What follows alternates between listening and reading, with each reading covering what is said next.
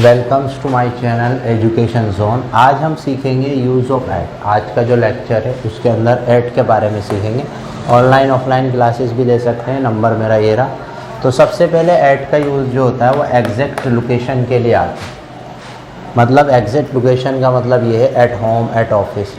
अगर आप बोलते हैं कि भाई मैं घर पर हूँ, आई एम इन द होम, तो जहाँ अगर आप बोलते हैं आई एम इन दिल्ली, मैं दिल्ली में हूँ, तो दिल्ली तो बहुत बड़ी है। लेकिन अगर आप दिल्ली में बिल्कुल राइट लोकेशन बताते हैं I am in Delhi at Jama Masjid, मैं दिल्ली में हूँ जामा मस्जिद पर, तो एट से बिल्कुल पता लग रहा है कि आप उसकी जामा मस्जिद की एग्जैक्ट लोकेशन बता रहे हैं। तो इसी तरह आप और भी यूज़ कर सकते हैं एट ऑफिस।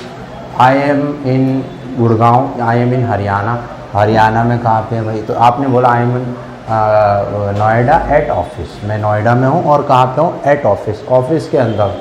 तो यहाँ पे ऐट का यूज़ जो है वो फर्स्ट जो यूज़ है वो एग्जैक्ट लोकेशन के लिए बताता है। तो अगर आप किसी की एग्जैक्ट लोकेशन बताना चाहते हैं अपनी, तो वहाँ पे आप ऐट का यूज़ करेंगे। एग्जैक्ट टाइम, आपने बिल्कुल एग्जैक्ट टाइम बताया, बिल्कुल प्रॉपर टाइम बताया। आई am in the office at 7 AM, मैं जो है ऑफिस में हूँ 7 AM पर। या आई am in market at 10 AM, मैं मार्केट पे हूँ 10 AM पे। यानी बिल्कुल प्रॉपरली टाइम बताने के लिए भी आता है। गुड एट और बैड एट, मतलब आप जो है किसी चीज़ में अच्छे हैं या बुरे हैं, तो वहाँ पे भी आप अपना बता सकते हैं। एट का बहुत सारे यूज़ बच्चे जो है, ये बड़ा इंपॉर्टेंट है तीसरा वाला, कि वो क्या करते हैं, बताते हैं I am good in writing, ये बोलते हैं। तो I am good in writing जो बोलते हैं बच्चे, वो बिल्कुल गलत बोलते हैं। बल्कि आई एम इन राइटिंग नहीं बोलना आपको, I am good at writing.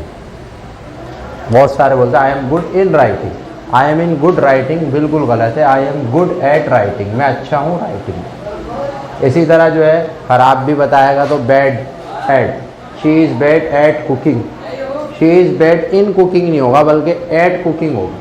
यहाँ पे जो है बता रहे हैं कि भाई ये प्रॉपरली, अगर किसी के अंदर कोई क्वालिटीज़ को आप डिस्क्राइब कर रहे हैं या किसी की अपनी ही क्वालिटीज़ को या अपनी खामी को बताना चाह रहे हैं, तो इनके ज़रिए नहीं बताएंगे बल्कि ऐट के ज़रिए बताएंगे। ये यूज़ ऑफ ऐट है।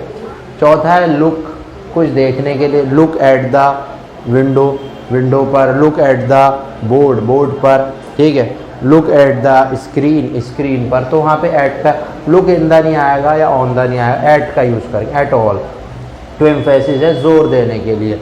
मतलब आप किसी चीज़ को, अगर मैं कहूँ ये भी अच्छा है कि I don't like her at all, मैं उसे पसंद नहीं करता। अगर यहाँ तक कहें आप आई डोंट लाइक हर, मैं उसे पसंद नहीं करता, लेकिन जैसे ही आपने लगाया एट ऑल, तो बिल्कुल भी, मतलब ये आपने बिल्कुल इसकी हद कर दी कि मैं उसे बिल्कुल भी पसंद नहीं करता, मतलब 1% भी चांस नहीं। यानी आपने पूरा 100% उसका इनकार कर दिया कि आप उसे 100% ही पसंद नहीं करते। I don't like her at all, मतलब बिल्कुल ही आपने उसको नकार दिया।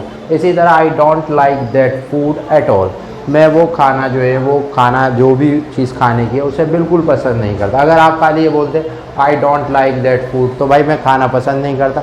अब इसके अंदर एक थोड़ी ये थी कि भाई हो सकता है थोड़ा बहुत चख ले, लेकिन यहाँ पे जैसे ही आपने एट ऑल करा तो बस बहुत हो गया। तो इसका मतलब है एट ऑल का मतलब आपने जोर देने के लिए यूज़ होता है, यानी प्रॉपरली किसी चीज़ का इनकार करने के। इसके बाद सटाइज का नॉट एट ऑल, केवल इसका प्रयोग जो है उसमें ही होता है कि भाई पूछते हैं क्या तुम वहाँ जाओगे, आप कहेंगे नॉट एट ऑल, मैं नहीं जाऊँगा, यानी बिल्कुल नहीं जाऊँगा। Will you go to party, क्या तुम दावत में जाओगे, नॉट एट ऑल, मेरा कोई इरादा नहीं। At any cost, at any cost का मतलब है किसी भी कीमत पर। I want to study at any cost, मुझे जो है हर कीमत पर पढ़ाई जारी रखनी है।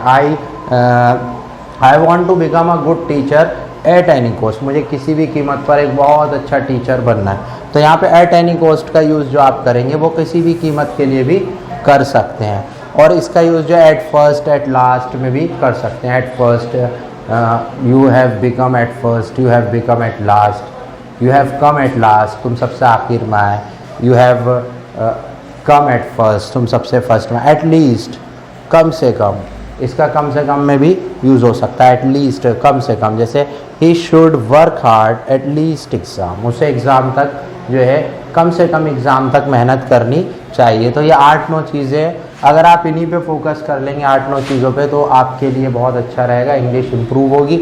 और आप अगर ये सारे लेक्चर्स जो मैंने अब तक दिए हैं इन्हें सुनना चाहते हैं, प्लेलिस्ट में जाके आप पार्ट्स ऑफ स्पीच में सारे लेक्चर 1 बाय 1 देख सकते हैं। और आप ऑनलाइन ऑफलाइन क्लासेस भी ले सकते हैं। और अगर आपको हमारे लेक्चर पसंद आते हैं, स्टाइल इसका तरीका पसंद आता है, तो प्लीज़ वीडियो को लाइक कर दिया करें, शेयर और सब्सक्राइब कर दिया करें। और हमारे साथ आपका जुड़ने के लिए बहुत बहुत शुक्रिया। Thank you very much.